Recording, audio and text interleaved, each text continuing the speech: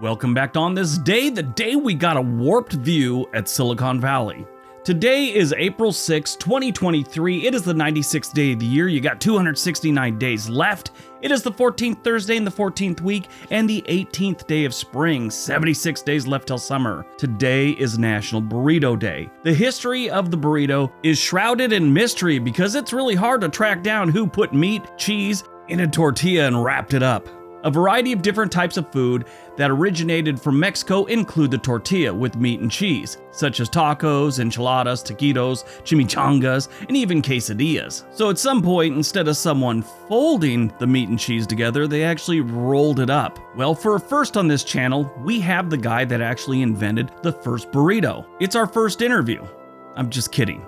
Burritos have been around since the 1700s at least. All right, let's see what else April 6 has given us. 1896, the first modern Olympic Games opens in Athens, Greece. This was the first time the Olympics had been held in more than 1,500 years, and the first time athletes from around the world came together to compete in modern sporting events.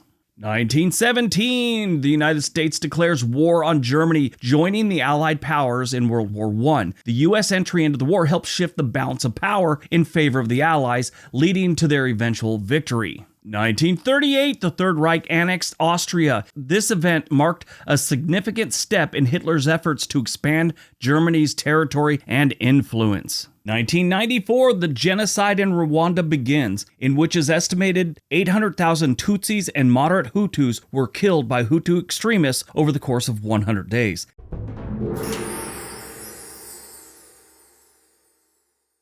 The international community was criticized for its failure to intervene and prevent the massacre. The genocide was sparked by the assassination of Rwandan President Juvenal Habyarimana, a Hutu. Hutu extremists blamed the Tutsi minority for the president's death and launched a campaign of violence and terror against Tutsi and the moderate Hutus. They only wanted the extremists. The genocide was marked by horrific acts of violence, including mass killings, torture, and just about anything else they could do to someone. Now, where the international community dropped the ball is they just failed to act. Even though they were warned, they were getting information, they had all the intel, they just didn't act on it. It was only after the genocide had ended that the international community, led by the United Nations, established an international criminal tribunal for Rwanda to prosecute those responsible for the atrocities. The legacy of the genocide in Rwanda is complex and far-reaching. The country was left devastated by the violence, with many families torn apart and communities shattered. This 100 days highlighted the failures of the international community to prevent mass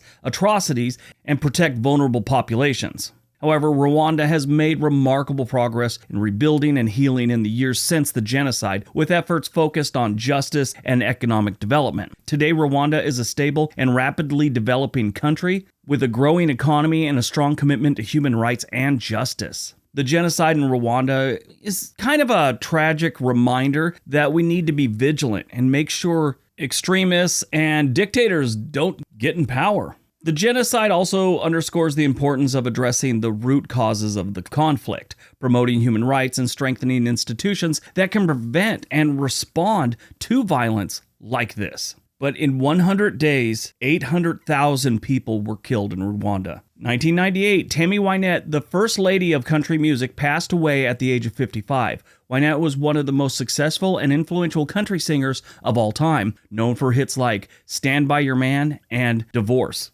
Tammy Wynette was plagued with health problems throughout her life. Her health declined even more in the final years of her life as she began to look more frail. Nashville writer Alana Nash recalled watching one of Wynette's final music videos and remembering her physical condition. She wrote, "Tammy looked ancient, like a plant that had withered and was about to die. I thought, this woman is dying, why isn't somebody doing something?" Wynette died on April 6, 1998 in her sleep in Nashville, Tennessee from a blood clot. 2021, NASA's Ingenuity helicopter made its first flight on Mars, becoming the first powered aircraft to fly on another planet. A successful flight marked a major milestone in space exploration and demonstrated the potential for aerial exploration on other worlds. I think that one's pretty impressive. I don't know, I think if you're flying all the way to Mars, shouldn't you have some other form of doing it, like a helicopter? Helicopters are old school. This should be a jet-packed thing or something. I don't know. That's just me. I'm a little weird and watch too many science fiction movies.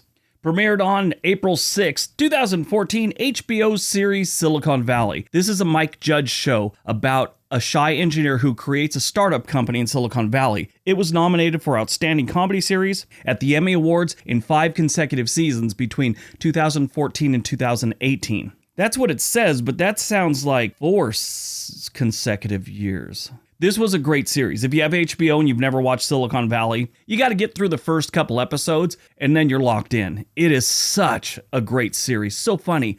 Now, the interesting thing about it, Mike Judge, if you don't know who he is, he does King of the Hill and he also did Beavis and Butthead. He researched this by talking to people that had lived in Silicon Valley and done the whole startup thing where they got their financing and all these rich people courting them to give them money so they could be part of it. And just it's a very interesting and funny show. There's a guy in it called Jimmy Yang. He's a comedian, Asian guy from, I don't even think he's Chinese, but he plays a Chinese guy in the show that doesn't really have a grasp of the English language. And there's a guy named Erlich Bachman who he hates, and he always gives him prank calls. But since he doesn't understand American humor or the language very well, his prank phone calls are always all, Erlich Bachman, this is your mama. You're not my baby. And he hangs up the phone on him. Just ridiculous things.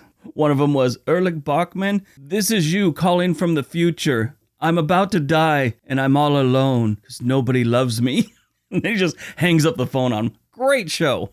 Born on April 6, 1947, John Ratzenberger. He played the role of the know-it-all mailman Cliff Clavin on the television series Cheers, and he voiced the role of a number of Pixar films, including Toy Story, Up, Wall-E, Monsters Incorporated, and Inside Out. Before fame, he briefly worked as a tractor operator at the Woodstock Festival and later moved to London. Yeah, he was a tractor operator at Woodstock. He wasn't there for the women or the music, he was there to run a tractor. He was asked to run for the U.S. Senate as a Republican for Connecticut in 2012. He turned him down.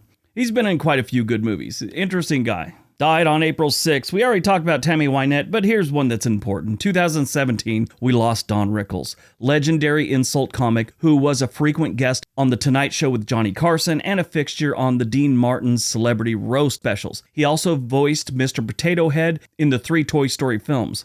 He was in the Navy. Right after high school graduated, he went in so that he could fight in World War II. He later studied at the American Academy of Dramatic Arts and began performing stand-up comedy in hotels in the Catskill Mountains in New York after becoming frustrated with the lack of work he was getting as an actor.